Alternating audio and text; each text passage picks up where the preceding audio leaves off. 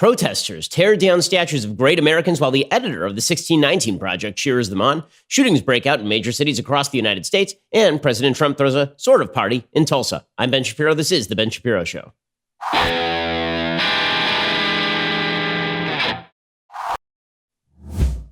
The Ben Shapiro Show is sponsored by ExpressVPN. Stand up for your digital rights. Take action at expressvpn.com/Ben. All right, I got a ton to get to today. I mean, like a lot to get to today, and we'll get to all of it in just 1 second. First, let us talk about a simple fact. These days, you're sitting at home a lot, and perhaps one of the things you've forgotten to do is brush your teeth. I know it's one of those things that sounds small, but it's actually quite large, because if you don't brush your teeth, that actually has implications for all of your health. Good health means starting with good habits, and Quip makes it easy by delivering all the oral care essentials you need to brush and floss better. The Quip electric toothbrush has timed sonic vibrations with 30-second pulses to guide a dentist-recommended 2-minute routine. There's even a sized-down version just for kids. Paired with Quip's anti-cavity toothpaste and mint or watermelon, you get all the ingredients teeth actually need, and none they don't. Also, very often, if you go to the grocery store and buy the parts and then you forget the parts, like another 30 days later, it's a problem, right? Now you're using an old brush head, or you run out of floss, and for a week you don't have the floss. That's never going to happen again with Quip. Quip brush head, toothpaste, and floss refills are automatically delivered on a dentist-recommended schedule every 3 months for just $5 each. A friendly reminder when it's time for a refresh, and to stay committed to your oral health, and shipping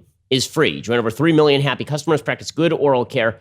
And if you go to getquip.com/Shapiro right now, you get your first refill for free. Again, that's getquip.com/Shapiro. I've been using Quip for years. That's your first refill free at getquip.com/Shapiro. getquip.com/Shapiro. Quip, the good habits company. Okay, so I'm sure that back in high school, somebody forced you to read 1984 by George Orwell. You may not remember it that well, but one of the key components of 1984 is this idea that the party, right? The entire book is about the Communist Party in Russia, but obviously it's disguised as sometime in the future in the West.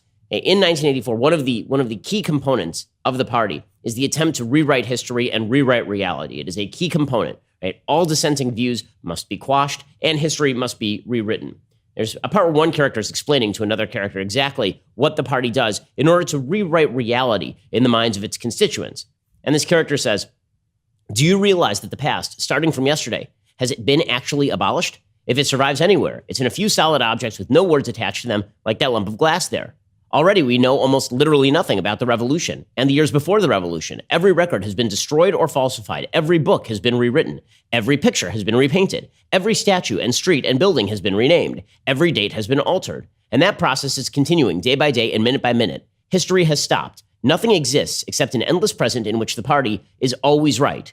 I know, of course, the past is falsified, but it would never be possible for me to prove it, even when I did the falsification myself. After the thing is done, no evidence ever remains. The only evidence is inside my own mind, and I don't know with any certainty that any other human being shares my memories." So in other words, the constant rewriting of history is necessary in order for perpetual revolution to continue. Because, of course, if people remember the past, if people remember that not all the principles being espoused by the party in 1984 are right, or are actually in concert with reality or history, then it presents a threat to the party. And so all of history must be wiped away. All of history must be rewritten. We have to relaunch at year zero. And we are seeing this from today's revolutionaries. And I'm not exaggerating here. The goal of many people on what I called in my book the disintegrationist left, the goal of many of those people is to destroy all icons of American history, to destroy American history itself. And this is why you see in San Francisco's Golden Gate Park the tearing down of a wide variety of statues, including statues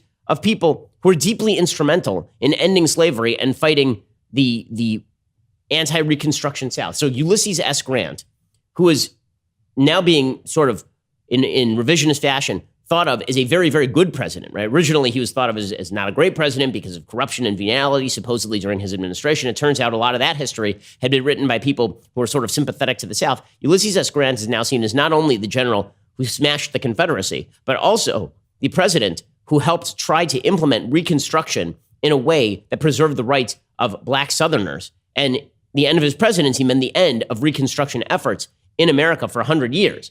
It was really a tragedy, the end of his presidency. The Reconstructionist Republicans, the radical Republicans, were basically ousted from power about the same time as Ulysses S. Grant. Ulysses S. Grant is a great hero of American history. We're not talking here about taking down Robert E. Lee statues, right, which is controversial in and of itself. We're certainly not talking about taking down Nathan Bedford Forrest statues, right, the founder of the KKK. You're talking about taking down the statues of the guy who was the most instrumental general in destroying the slaveholding Confederacy. And the morons, I would say, maybe they're not morons because, again, they have an agenda. But I would say the moral fools on the radical left have decided that even statues of Ulysses S. Grant have to be taken down. According to The Hill, while Grant is widely celebrated as being one of the leading forces who helped the Union win the Civil War, bringing an end to slavery in the United States, some historians have pointed to his complicated relationship with slavery. Because as we know, most people did not have a complicated relationship with slavery in 1859. And slavery wasn't a thing in 1859. Protesters in San Francisco on Friday toppled the statue of former President Grant. San Francisco police said approximately 400 people gathered around 8 p.m. to take down the statue, and no arrests were made. Where exactly are the cops during all this? Where is the law and order that we were promised exactly from the White House? Where exactly does this perpetual revolution end? Also torn down in the park, the statues of St. Junipero Serra and Francis Scott Key, who wrote the lyrics to the Star Spangled Banner. And people on the left are really hesitant to condemn any of this. I've seen very little upset over the taking down of the statue of Junipero Serra, despite the fact that Joe Biden was on tape, and so is Nancy Pelosi, standing in front of a statue of St. Junipero Serra, I believe with the Pope, a few years back, because, of course, he is a Catholic saint. The Grant statue coming down is really the key, right? Because when you talk about Junipero Serra, you can at least make the case that he treated the natives badly. But even Junipero Serra, he's really in line with Columbus, right? The idea here is that when Western peoples came to the New World, that they destroyed the New World on the back of their Western imperialism, because, of course, imperialism, colonialism, and evil never existed until the West arrived in the New World. But, okay, Junipero Serra, who is the founder of the mission system in California on behalf of the Spanish government, his statue was taken down. They went after a statue of Cervantes, which doesn't even make sense, right? Cervantes, the guy who wrote Don Quixote. Cervantes was held as a slave for 5 years. They went after his statue anyway, because they don't know anything. They didn't know who this guy was. They just saw a white guy, and so they decided to deface his statue, was the basic idea here. But the taking down of the statue of Grant is so telling, because, again, Grant is a figure who stood against slavery. Grant is a figure who was instrumental in destroying the Confederacy. Grant stands for all the things that the protesters say they stood for, at least if you're looking at his public image.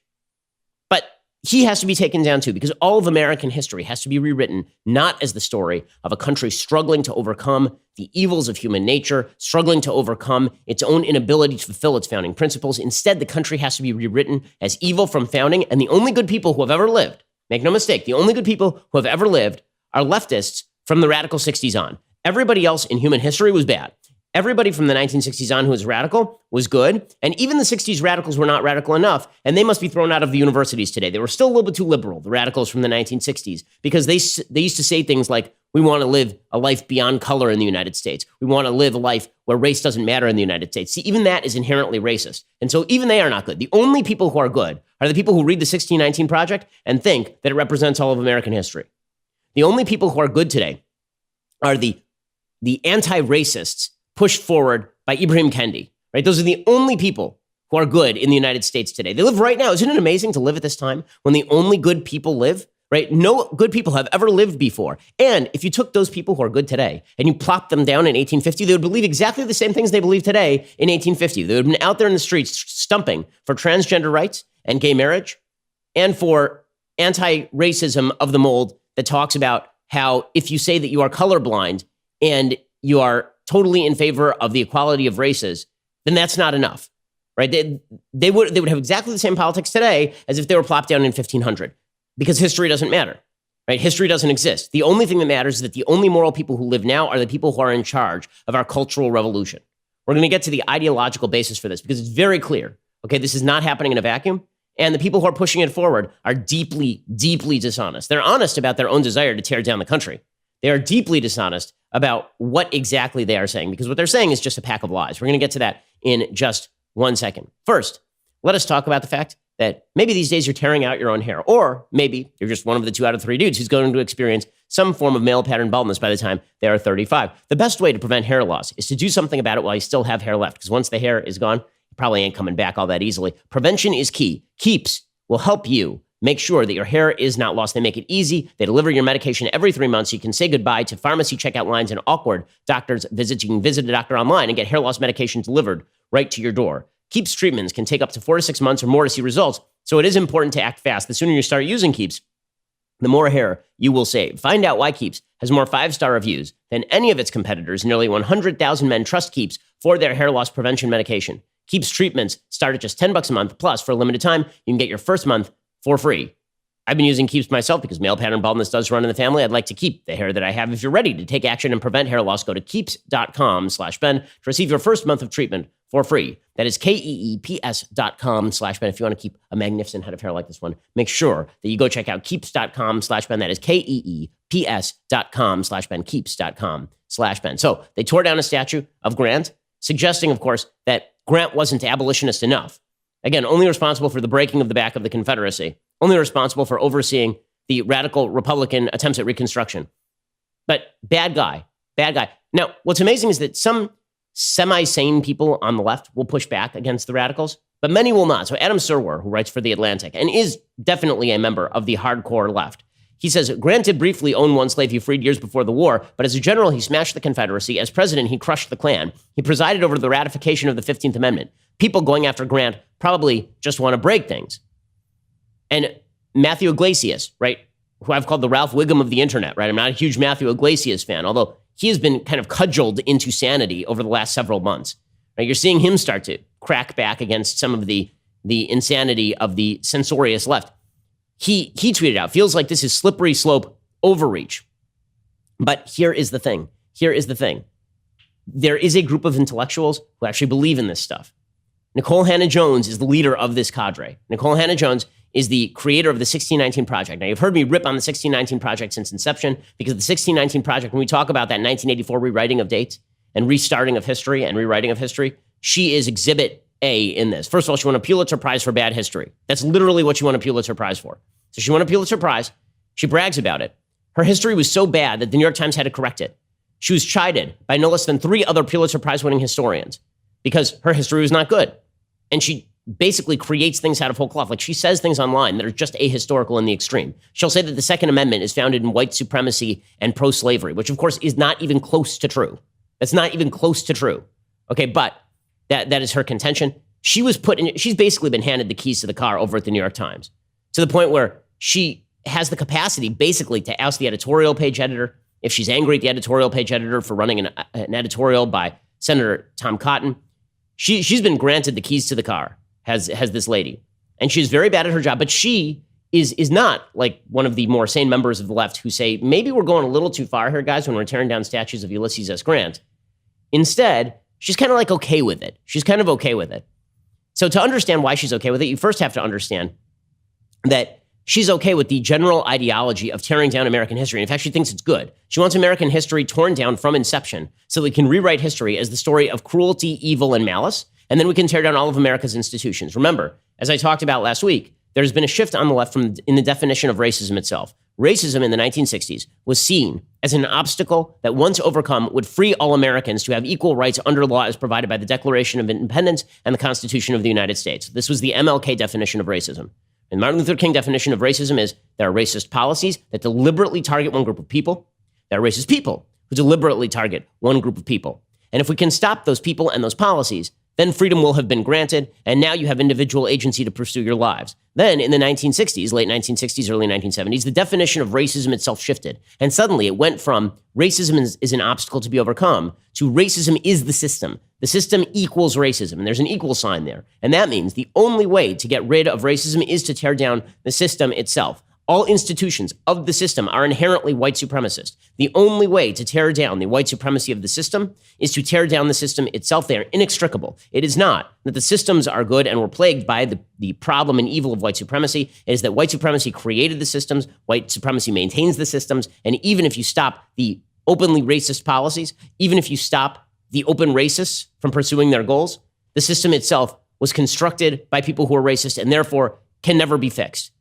It's the same sort of ideology that suggests that you have to tear down the art of artists because they had bad personal lives, right? Because they came from exactly the same place. So all of the institutions have to be destroyed because the institutions themselves were bad. And the reason they were bad is they were founded by people who were white supremacists and racists. And you've seen this, across, like, there is no limit to this principle. No limit at all. I mean, the New York Museum of Natural History has now announced they're going to take down a statue of Teddy Roosevelt. Not kidding. There's a statue of Teddy Roosevelt that's coming down. So the Roosevelt who, interned several 100,000 Japanese Americans, those statues are still up, but Teddy Roosevelt is being removed from the Museum of Natural History. Why? Because supposedly he is a symbol of colonialism and racism. I'm looking forward to seeing all the Woodrow Wilson monuments coming down, but Teddy Roosevelt is bad too. Everyone is bad, right? All people in history are bad. The museum took action, according to the New York Times, amid a heated national debate over the appropriateness of statues or monuments that first focused on Confederate symbols like Robert E. Lee and has now moved on to a wider arc of figures from Christopher Columbus to Winston Churchill, namely everyone. Namely everyone. As you remember last week, a crowd set fire to a statue of George Washington. Okay, so to get back to the 1619 Project and their goals, they're not being closed about this. They're not being subtle about any of this. Okay, so there was an article in the New York Times called Call Them the 1619 Riots.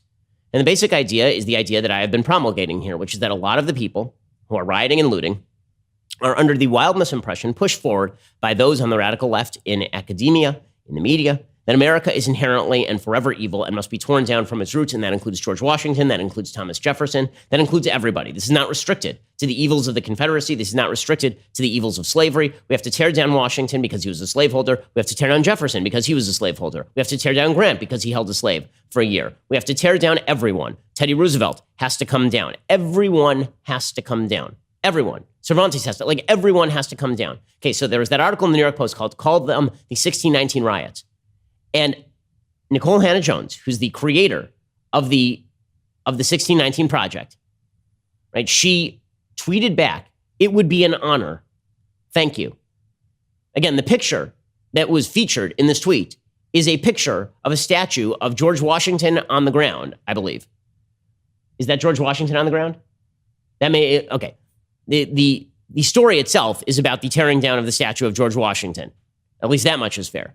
The story talks about the destruction of that's a Thomas Jefferson statue. I'm sorry. This is about, and on it is painted slave owner. And of course, if you look at that torn down statue of George Washington, people had spray painted 1619 on the statue because the idea is that the true founding, remember that quote from Orwell, the true founding, the true date that matters is 1619 and not 1776, not 1865. The true story of America is 1619 forever and always. And it doesn't matter what intervening events have happened. It doesn't matter what has happened to vitiate any of that. It doesn't matter how many Americans died in order to rectify the founding vision of the United States. It doesn't matter 600,000 Americans died in the Civil War. It doesn't matter that literally millions of white Americans had to back the Civil Rights Movement in order for the Civil Rights Movement to actually take effect. The real history of the United States is instead one of racial conflict in which black Americans were the only people. This is literally something Nicole Hannah-Jones has basically said, that black people were the only people who were basically standing against the tyranny of America forever and always.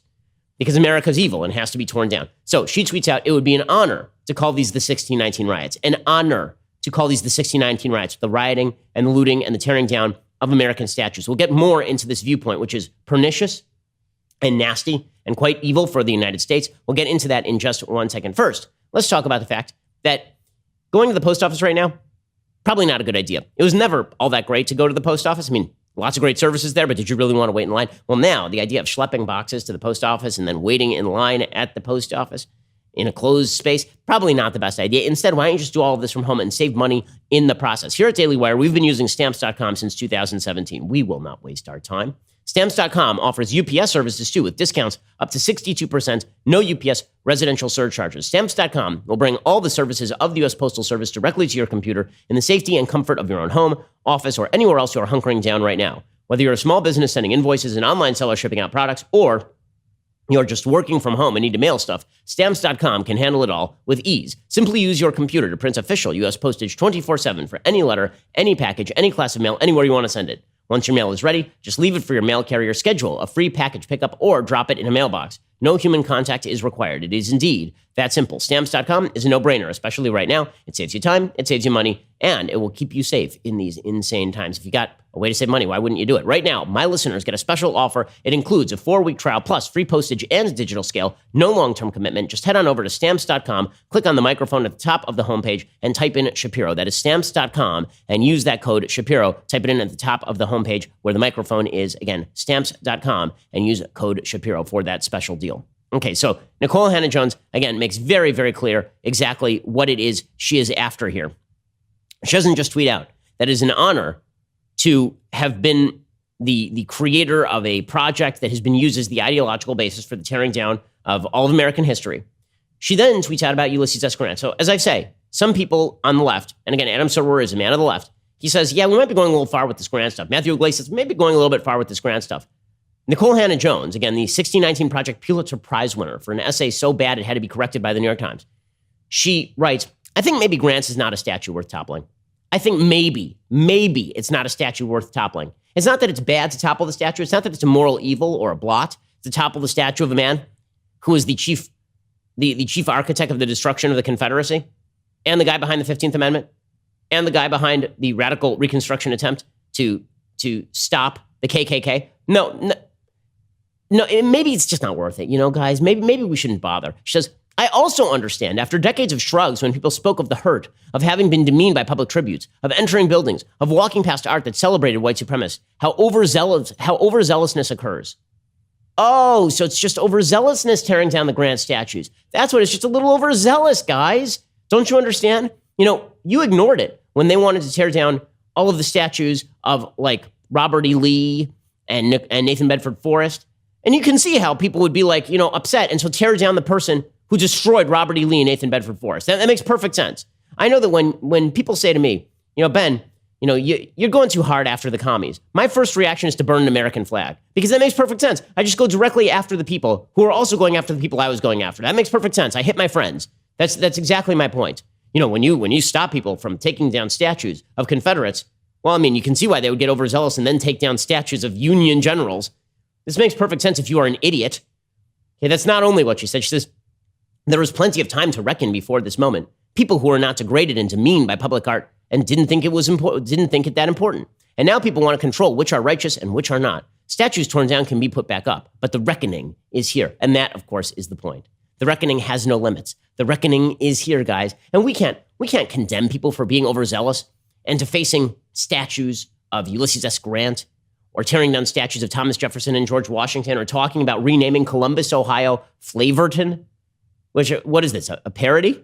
That's literally a thing. People, there's a petition of thousands of people. They've signed a petition to rename Columbus, Ohio, because it's named after Columbus, Christopher Columbus, the evil, evil man who brought Western civilization to the New World.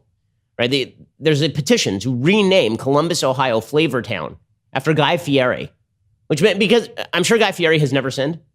And also, I think that his contribution to the world is definitely on par. I don't know much about Guy Fieri, but I feel like his contribution to Western civilization is directly on par with the explorer who found the New World on behalf of Western civilization. Makes perfect sense. Makes perfect sense, guys. By the way, Columbia University, I look forward to them renaming themselves. That should be really exciting as well. Okay, and then Nicole Hannah-Jones continues. Perhaps this gives us the opportunity to stop deifying men who, like all human beings, were terribly flawed, and to instead provide an opportunity for a reckoning that does not obscure the complexities of nation built on ideals of freedom and the practice of slavery. Okay, but couldn't you do that with the statue standing? Because it seems like the purpose of the statues would be to jog conversation about the person. And also, that is a case for removing Confederate statues. It is not a case for removing Union statues or the statues of the founders. See, a nuanced history would allow the statues to stand. This is a point Condoleezza Rice has made. Now, I will say it is sort of hilarious. She also has suggested, by the way, that we should not contextualize people. It's very bad to contextualize people. She said, I'm sick of hearing that Ulysses S. Grant was a man of his times. Ulysses S. Grant was, a man of his times is phraseology that's bad. It's bad phraseology. Why is it bad phraseology? Well, because it justifies people's behavior. And then she goes on and she says, it wasn't just Grant who was a man of his time. Hitler was a man of his time. Hitler was a man of his time is something that she actually says. This person won a Pulitzer Prize. Hitler was a man of his time is a thing that she actually tweeted. She said, I'm not advocating against nuance and balance. I am saying that particular phrase is just really offensive. Hitler was a man of his time. Osama bin Laden was a man of his time. It's a justification and unnecessary. Okay, first of all, I feel like Hitler was a man of his time is not quite the same thing as George Washington was a man of his time. Right? Hitler was, if you're telling me that in 1941, nobody knew that genociding millions of people was wrong, as opposed to in 1770, slavery was the rule rather than the exception around planet Earth, right? A man of his time suggests that this was a commonly held viewpoint and that most people sort of were okay with it, even though it was evil at the time. That's a man of his time. Hitler was very much not a man of his time when it came to, genociding millions of people. Osama bin Laden was not exactly a man of his time. Osama bin Laden flew planes into the World Trade Centers. It was kind of outrageous. You may remember because we were alive during that one. Does anybody think, 2001, yeah, that was that time when people just flew planes into buildings. It was just a thing. It was a man of his time, Osama bin Laden, man of his time. This person she's a fool. She's a fool. She's a moral idiot. And this person was rewarded with the Pulitzer Prize. Man of his time. My favorite is that she says, I'm not against nuance and balance, but we can't say man of his time because it's a bad phrase, By the way, unless you're saying that Fidel Castro is a man of his time. Just a couple of years back, she was defending Fidel Castro. She was suggesting, one can't look at Castro's treatment of dissent and economic woes in a vacuum, as if the United States did not play a huge role in both. This is November of 2016. Defending Fidel Castro, man of his time. She says, what I've tweeted about is asking for a sophisticated, nuanced view of Castro, period. So yes on the sophisticated, nuanced view of Castro, no on the sophisticated, nuanced view of George Washington, Thomas Jefferson, and Ulysses S. Grant. No on that. This person, this is just doltish stuff. It seriously is. It's doltish stuff. Well done, New York Times, for putting this person on a pedestal and making her the arbiter of history. She's one of the only good people in human history. It's pretty amazing. She gets to sit there and judge everybody else in human history outside the context of their time. And she can actually determine that Fidel Castro was not only... So what we've gotten from her is Fidel Castro was a man of his time, but in a good way. Right? We have to contextualize Fidel Castro. But if we're talking about, Thomas Jefferson, George Washington, Ulysses S. Grant, stop saying men of their time because Hitler was a man of his time and bin Laden was a man of his time. What absolute sheer nonsense. And this person won a Pulitzer Prize. By the way, that's the only thing that matters to her, obviously. Somebody tweeted at her, you literally had to post a correction for a piece that won a Pulitzer, and you're going to preach to others about studying up on history? Buy a mirror, sweetheart. And she wrote back, that won a Pulitzer. Yes, you did win a Pulitzer because the Pulitzer Prizes have become a demented shadow of themselves. It's pathetic. Okay, so what is the end goal here? The end goal, as it was in 1984, is the perpetual revolution. There cannot be an endpoint. There cannot be any sort of actual endpoint. Okay, and not only can there not be any sort of endpoint, quick further note on Nicole Hannah-Jones, this person is so all-fired virtuous that she implied last night that fireworks that were being set off starting about 8 p.m., ending about 2 a.m. in Brooklyn were actually an attempt, I'm not kidding you, were an attempt to scare black and brown people, maybe promoted by the government. This is a series of things she tweeted out. She tweeted out just asking questions. You guys, okay, so here's the thing. Many of us on the right, we think that Alex Jones is a ridiculous person. We think he's a ridiculous person. Like Alex Jones should not be up for the Pulitzer. But this lady just won the Pulitzer. And she is literally tweeting out that people setting off fireworks until 2 a.m. is probably white supremacists trying to scare black and brown people. Okay, I can tell you, I live in Los Angeles. People have been setting off fireworks every single night for weeks. Every single night for weeks until all hours of the morning. I'm fairly certain it is not a government-sponsored threat to black and brown people. The most intelligent, wisest being out there. So what exactly are people after? They are after the perpetual revolution. The perpetual revolution. And for white leftists, this feels good because all you have to do is disassociate from the key institutions of the United States and from the key ideologies of the United States, and then you will be good again. Don't you understand? You'll be good again. This is how you end up with Robin DiAngelo being trotted out by all of these major publications as some sort of expert on white racism and white fragility. By the way, white lady getting rich off of racism is really an ironic thing. It's pretty incredible. Right? She's outselling Ta-Nehisi Coates right now, which is pretty impressive. Here she is, Robin DiAngelo. She's being quoted by NPR. She says, we have to interrupt the systems we live within. Okay, I don't even know what the hell that means. What does that mean to interrupt the system? Is that even in English? How do you interrupt the system? The hell are you talking about? She's using deliberately vague language so that the standards are fungible and changeable. Because if you say, listen, I condemn that. That's not interrupting the system. You have to interrupt the system. Okay, well, I tore down a statue. Is that enough? Maybe that's enough. Here's Robin DiAngelo, author of White Fragility, who is a crazy person and is being trotted at because, again, one of the goals here is to be deliberately vague. You have to understand that when it comes to talking about racism, one of the goals is, it used to be, the old definition of racism, you could be very, very specific about what was racist. You know what was racist? A Jim Crow law. That was racist. It explicitly said black people are not allowed to do this thing that white people are allowed to do. You used to be able to say, this person is a racist. This person will not do for a black person what he would do for a white person. Now the standards have changed. And the reason the standards have changed is because so long as you keep the standards changing, all that exists is the party. All that exists is the new standard. It's not that the goalposts are moving. It's that the goalposts never existed. The goalposts, this is Lucy with the football. And the minute you give in to the radical left, that is the minute that they've got you by the nose and they can just pull you anywhere they want by the nose. It's incredible. Here's Robin DiAngelo saying exactly this. When you back one group's collective bias with that kind of power, it is transformed into a far-reaching system. It becomes the default. It's automatic. It's not dependent on your, agreement or belief or approval. It's circulating 24/7, 365. So racism is the foundation of the society we are in, and to simply carry on with absolutely no active interruption of that system is to be complicit with it. And in that way, we can say that nice white people are racist. Nice white people who oppose racism are actually racist because they're not anti-racism. And anti-racism, because the definition of racism is chimerical and shifting. To be anti-racist means do the things Robin DiAngelo says you must do, or Nicole Hannah-Jones says you must do. See, there's a cadre of woke priests, and you must listen to the woke priests because this is a religion now. And you have to listen to the woke priests, and if the woke priests tell you to do a thing and you don't do the thing, this makes you not anti-racist and therefore racist. Right? You have to be an activist on behalf of the people who are constantly changing the standards. They read the chicken entrails, and then they tell you what you have to do today in order to be considered not racist, in order to be considered anti-racist. And it's not enough to say, I'm against racism, because you see, you're only against the old style of racism. But the new definition of racism, which shifts and changes and is miasmatic, deliberately so, deliberately vague, the goal there is to make sure that you're constantly at the beck and call of your woke peers and your woke betters. That is the goal here. And by the way, you know who this makes feel the best of all? It makes feel the best of all? Elitists. Because those people get to set the standard.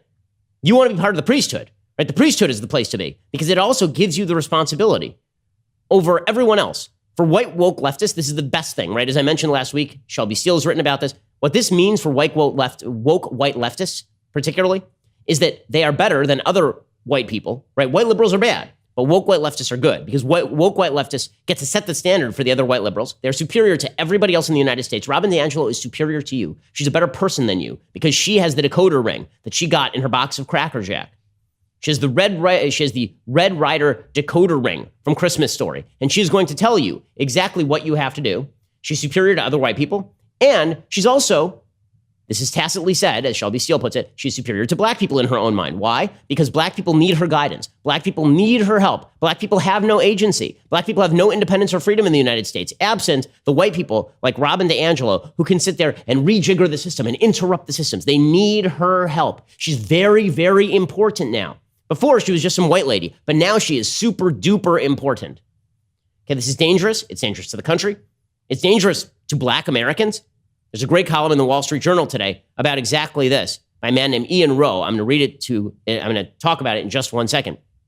First, let us talk about the fact that now's not a great time to go over to the local AutoZone. In fact, never is a great time to go to the local AutoZone. Why? Well, probably you're paying too much money. Right, you go in, and then they have different price levels for people who are professionals or do-it-yourselfers, or they may not have the exact part, and they have to order the exact part, or they just give you some generic part that doesn't work all that great. Instead, head on over to the interwebs and use rockauto.com. Rockauto.com is a lot easier than walking into a store and someone demanding quick answers to things like, is your Odyssey an LX or an EX? And then the person behind the counter has to dig behind the counter to find what you're looking for. They probably don't have it. Instead, head on over to rockauto.com. They always offer the lowest prices possible, rather than changing prices based on what the market will bear like airlines do. Why spend up to twice as much for the same parts?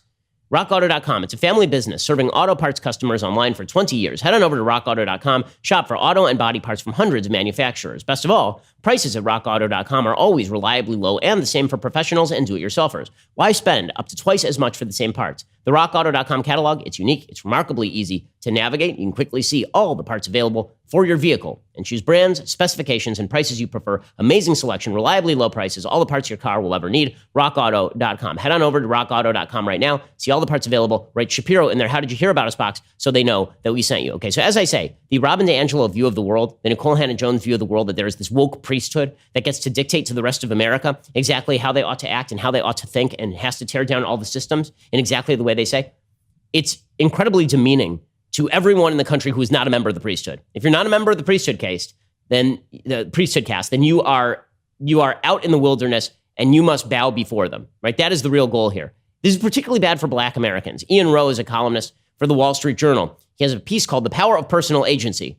Now, you'll recall, I've talked about this at length, that the worst thing that you can say to somebody in the United States is, your destiny is not in your own hands. That your destiny is in the hands of Robin DiAngelo and Nicole Hannah-Jones and all the people who are going to rewrite the system top to bottom. And we're not talking about systems that are deliberately designed to keep people down. We're talking about just general freedom-based equal rights before law systems. Those systems themselves have to be torn down.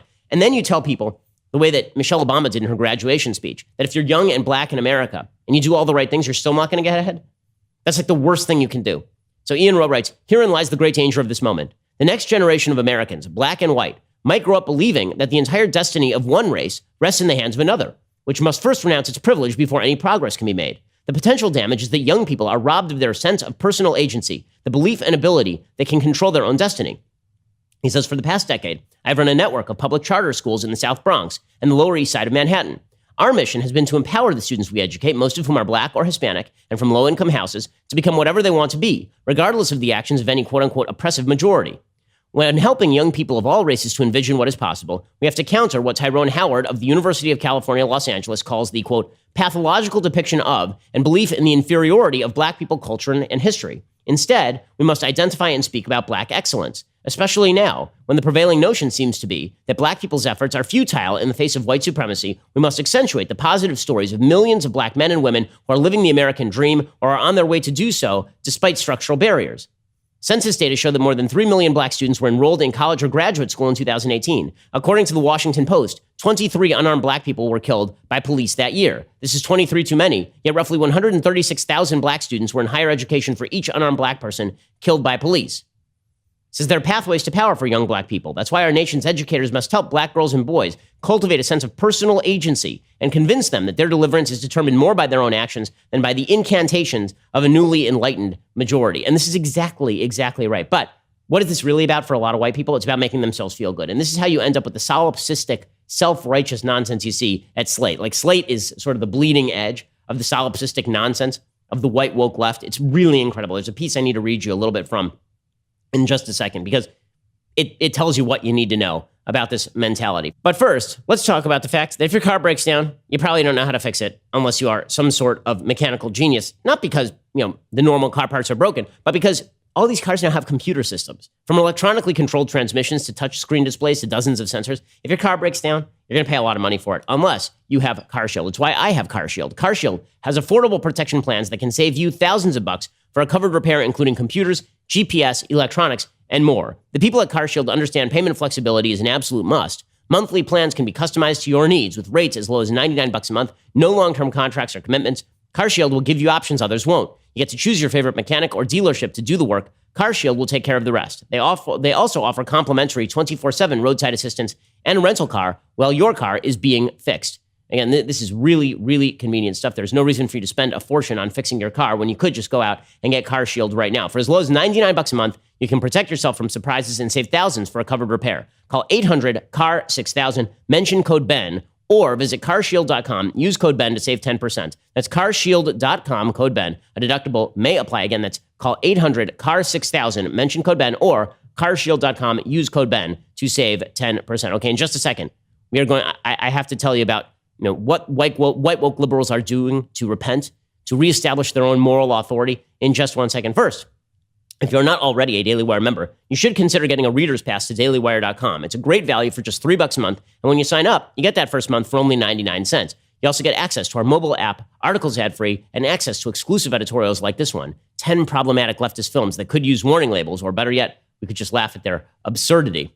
We have tons of great stuff, really like a lot of great stuff over with the reader's pass, including a lot of my myth busting. We put up a lot of my new myth busters up at the Daily Wire Reader's Pass. If you haven't checked out our Reader's Pass already, go to dailywire.com, sign up for just $1. You are listening to the largest, fastest growing conservative podcast and radio show in the nation.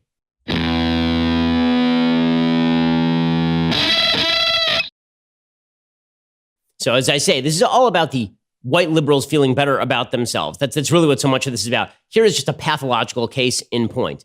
There's a piece called I Think I've Screwed Up the Way My Kids Think About Race by a woman named Michelle Herman over at slate.com. Okay, and this is one of their kind of Dear Abby. It's like Dear Woke Guidance person, Dear Woke Guidance Counselor, Dear Care and Feeding. My family is white. We live in a predominantly white neighborhood. However, our kids, twin boys, went to a local public charter elementary and middle school that was very diverse. When it was time for high school, our twins were lucky enough to have their closest friends from elementary and middle school attend the same school.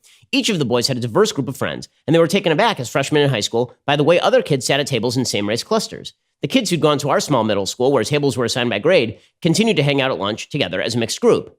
Now my sons have graduated, and their closest friends are still a mix of black, Hispanic, and white kids. I've never been concerned about the kids having any issues around race, but one of our sons mentioned recently how irritated he is by the form he has to fill out regarding a college roommate. He has to specify his race, and all of the profiles of potential roommates he views also include race. He says all he cares about is if they are male or female and what their interests are. He doesn't care about race. With everything going on in the US right now, I'm doing more reading on racism. And if I'm understanding correctly, not caring about race is almost as bad as focusing only on race. Should he care what race his friends are, or is it okay for him to not even care or notice? Is there something we should be doing or talking to our kids about before they go to college, or is it too late? Are they just as racist as someone who has only white friends, or am I worrying about nothing? Okay, making a mountain out of a molehill, making a mountain out of an anthill, that's what this person calls themselves. Dear, making a mountain out of an anthill. I don't believe for a second you think your kids are racist. So this feels like a disingenuous question, one meant to challenge the idea that not caring about or not noticing race is itself racist. So I will say this, not caring about or noticing race is a privilege reserved for people who are white. Black and brown people in the US do not have that luxury, and not just with everything going on right now, but ever. And that's the thing you should be talking to your kids about for starters. As the sociologist Megan Underhill, who studies race and family, has said, white people aren't outside of race. They're at the top of the racial hierarchy. Dismissing or downplaying this reality only perpetuates inequity and violence. It's great your kids have grown up with a diverse group of friends. It ought to be the norm. But non-racism is only the first step toward a more just society. Anti-racism requires more of us. I trust that your sons would embrace the opportunity to learn how to take the next steps. I urge you to take them right along with your kids. You see, you're evil. Your kids have a diverse group of friends, and they don't care what the race of their roommate is because they're racist. They're not anti-racist enough, which means that they are racist. This is, you feel better about yourselves? Woke white authorities making the world worse? Literally making the world worse. Just tearing down statues of great Americans and talking about how all of American history is evil and how nothing unifies us, and how if you have a diverse group of friends and you just tend to think of them as your friends, that's because you're just a bad white person. You're just a bad, evil white person, because black and brown people, we know, have to think in terms of race. But if you're a white person and you have a bunch of black and brown friends, well, you're probably a racist if you don't see them as black and brown friends, because you have to see people in terms of race in order to what exactly? In order to what? In order to make rectification for your white guilt? Hey, how bad has this become, by the way? The UCLA politics department is about to condemn a white lecturer for reading the N-word. Why? Because he read the MLK letter from Birmingham jail, which uses the N-word. So this is how far we have come.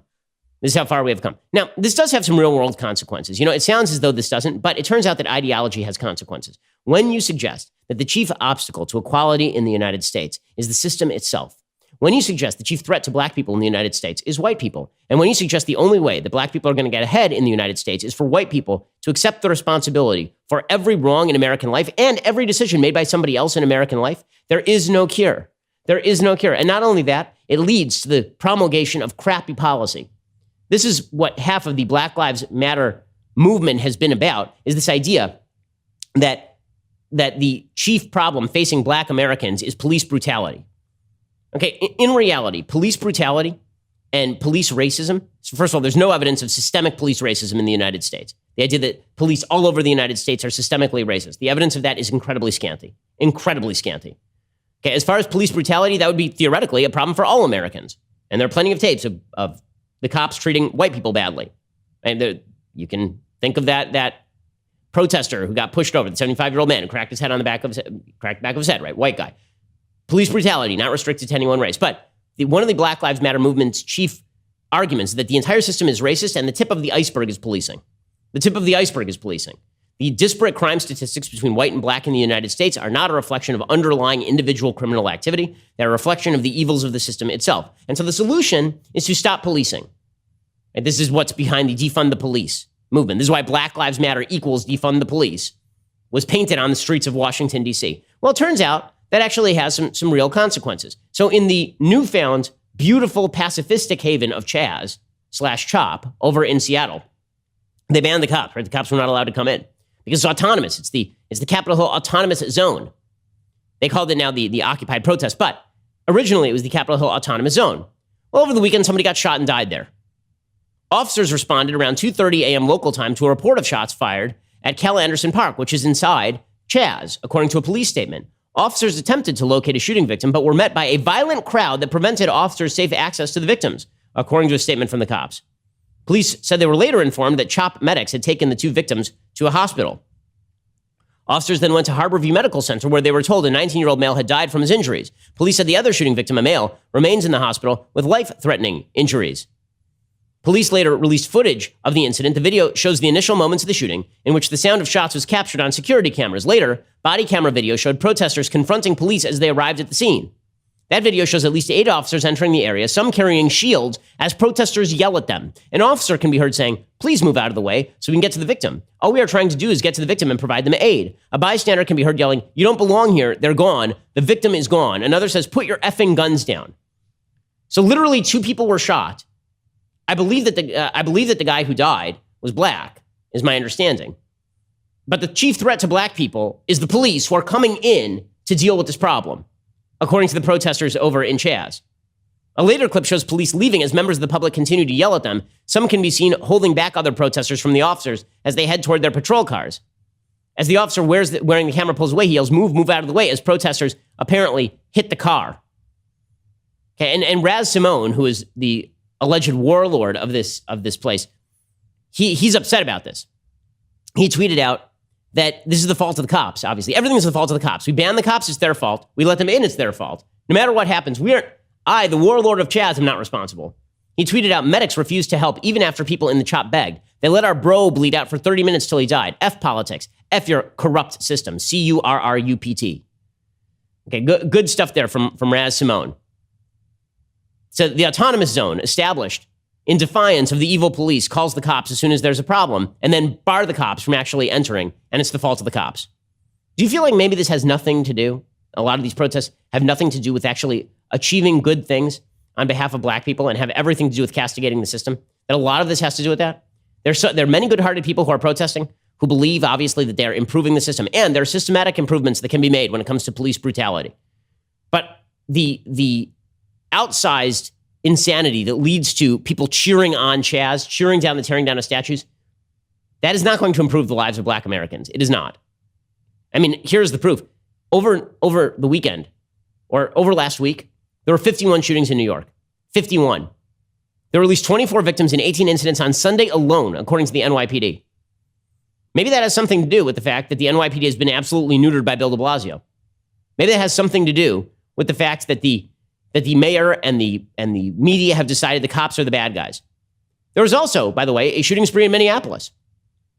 So remember that time when Minneapolis basically decided to disestablish its police department? It turns out that when you get rid of the cops, you're going to want those cops back. As I said last week, you're going to miss those cops when they are gone.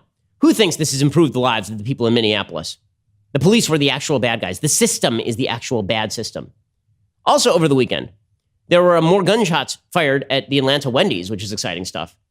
So remember that Wendy's where Rayshard Brooks was shot because he was sleeping behind the wheel of a car in the drive-through lane?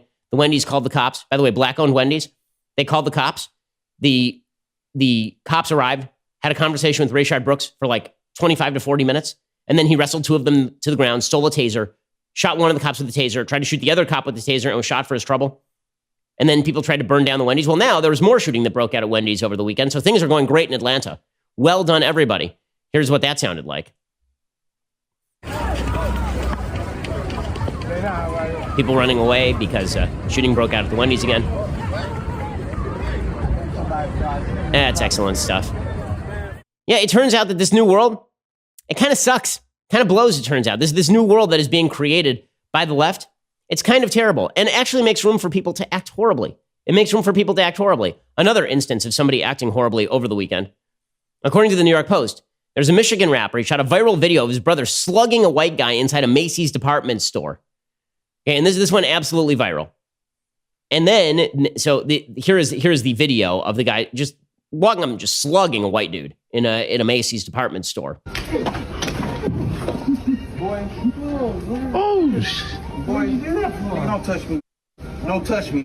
I didn't touch you. Don't touch me. I didn't touch you. Quit touching me. Yeah, them it's hurt.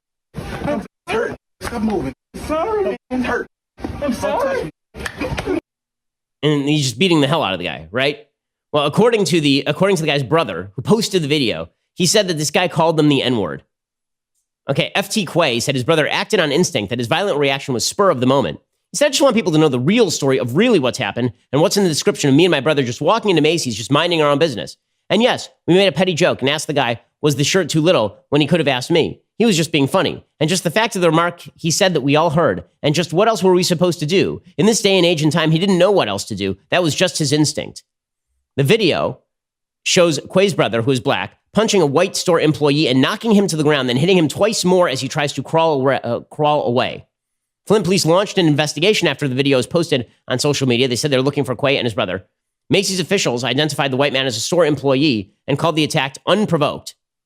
Naturally, the get-out-of-jail-free card for an unprovoked attack is that you suggest that the person used the N-word, which makes full sense. I'm sure that this happened where? At Genesee Valley Center Mall in Flint Township in Flint, Michigan, which is a heavily black area. I'm sure that this employee has never seen a black person before at Macy's and just decided to use the N-word randomly out of nowhere. Or alternatively, Macy's has all of this on tape. And when Macy's says this was an unprovoked attack, that's because it was an unprovoked attack. But so long as you invoke the history of racism of the United States, all bad behavior is apparently approved. All bad behavior is okay. People are tweeting this out with sympathy for the guy who is knocking down the Macy's store employee. Not kidding. That's an actual thing. What a wonderful country we're creating for ourselves. Meanwhile, by the way, you know how Atlanta is basically burning down? How Atlanta is a disaster area and police are walking off the job? The good news is the Democratic Party is approving all of this. The Atlanta mayor is now being asked whether she ought to be the vice presidential pick for Joe Biden on Jake Tapper's show on CNN. So things are going beautifully here. Vice President Joe Biden has said that his first criteria for picking a running mate is that the person be ready on day one to be president of the United States. You are a contender to become Joe Biden's vice presidential nominee. Are you ready on day one to be president of the United States?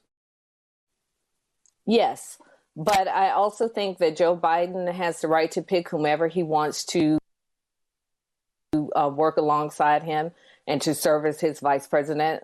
Final capper on today's stupid news. So everyone will be eaten, and the left will not escape this. The left will not escape this. There's not a single person on the left who's going to escape this unless they simply bow to the whims of the white woke priesthood and the people like Nicole Hannah-Jones over at the New York Times. Jimmy Kimmel has to go on vacation now. Jimmy Kimmel's going on vacation because people are pointing out that back during The Man Show, 1999 to 2004, he put on blackface and played Karl Malone. And also did a parody of the Oprah Winfrey Show called Oprah Jimfrey. So apparently he is canceled now as well. Everyone gets canceled. Everyone gets canceled. Because the revolution must be perpetual, and the only way America can ever be better is for the revolution to continue apace. And all the heroes of yesterday will be made into villains today. And all the heroes of today, by the way, they should note right now, they will be made into villains tomorrow. Robespierre was one of the first people to the guillotine. So enjoy yourselves, gang, because you've decided that the equal rights that Americans fought and paid in blood and died for, and that black Americans fought for, those rights that black Americans spent centuries fighting for and were achieved, those rights, in the end, they just weren't all that important. The only real thing that matters is virtue signaling and tearing down the system of rights itself. And what an ugly country we are creating. Okay, we'll be back here later today with 2 additional hours of content, including President Trump's big Tulsa rally. Didn't go all that great, but we'll explain why. Plus, we'll be getting to an incredible story of Amazon now borrowing particular points of view. We'll get to all that. You're listening to The Ben Shapiro Show. The Ben Shapiro Show is produced by Colton Haas, executive producer Jeremy Boring, supervising producer Mathis Glover and Robert Sterling, assistant director Pavel Wydowski, technical producer Austin Stevens, playback and media operated by Nick Sheehan, associate producer Katie Swinnerton, edited by Adam Sayevitz. Audio is mixed by Mike Coromina. Hair and makeup is by Nika Geneva. The Ben Shapiro Show is a Daily Wire production. Copyright Daily Wire 2020. Black Lives Matter founders admit they're trained Marxist organizers. Rioters topple more statues, and President Trump holds his first rally since the Wu flu lockdowns. Check it out on The Michael Knowles Show.